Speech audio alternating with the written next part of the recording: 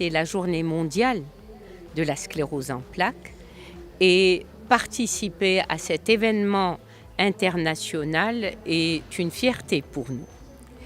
Deuxième avantage et deuxième intérêt de cette journée, c'est que c'est une journée organisée avec les patients et pour les patients. Ils sont les principaux bénéficiaires et c'est eux la cheville ouvrière dans l'organisation de cette journée. Son troisième intérêt, c'est de mettre l'accent sur la place du patient et son action personnelle dans son traitement ou dans sa prise en charge.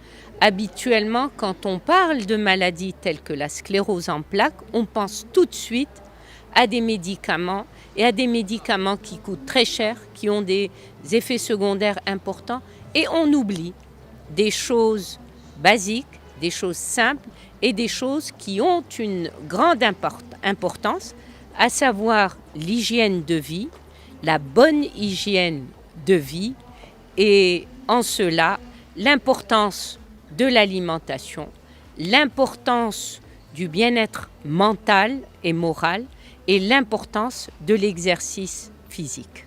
Ma maladie, elle a été découverte il y a 12 ans, à l'âge de 23 ans, et je l'ai découverte par une perte de sensibilité au niveau de la partie droite de mon corps, une découverte, un diagnostic qui a été détecté en 2009 et puis confirmé 6 mois plus tard, mais qui m'a juste confirmé que je dois vivre et profiter de chaque instant de ma vie. Donc s'il y a un message à passer pour toutes les personnes qui sont atteintes de cette maladie-là, c'est de garder espoir et de dire que c'est possible. Effectivement, que c'est possible de vivre et de rêver et de faire en sorte de réaliser ses rêves.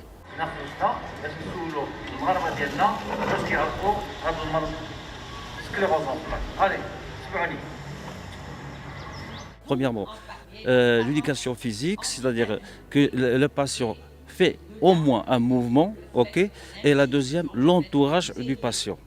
Okay. C'est très important. Il ne va pas guérir, ça c'est sûr, mais il va aider que le patient, le malade, soit vraiment plus tranquille.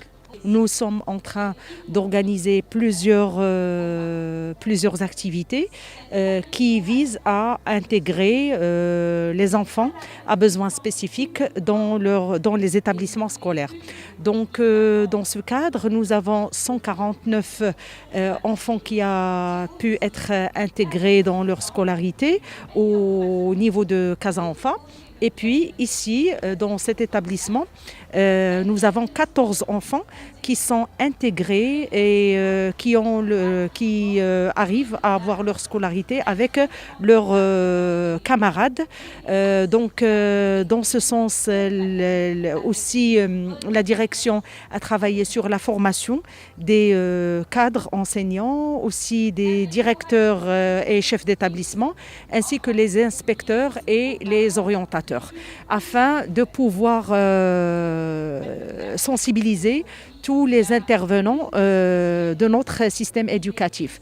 Aussi, nous travaillons sur l'infrastructure, notamment pour avoir ou assurer l'accessibilité aux établissements, pour avoir aussi, on pense à des formules à travers nos partenaires et aussi à travers le budget alloué par l'Académie régionale à aménager et équiper des salles spéciales pour des services médicaux et paramédicaux et avec des spécialistes à travers nos partenaires afin d'assurer une qualité et aussi afin d'intégrer tous les enfants et à besoins spécifiques, et ceci toujours dans le cadre de l'équité et l'égalité des chances.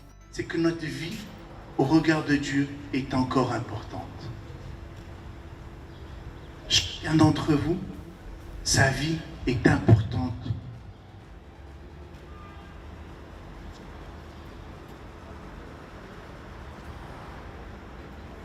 Et relâchez. Gardez les yeux fermés, dessinez un grand et beau sourire.